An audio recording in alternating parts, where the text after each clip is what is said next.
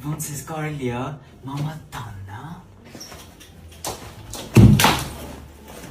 Գնացա բաբատ, ոյ, բասա կամաց խոսամ, հեսա կգնամ։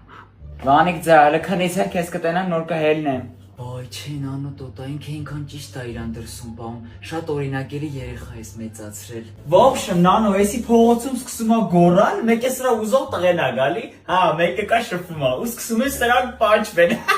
Չէ, ես սովոր չեմ, արի նստի պրոստը խոսանք կգնամ հեսա։ Վերջապես ուտելու բան տեսա, փող եք ստացե, հա։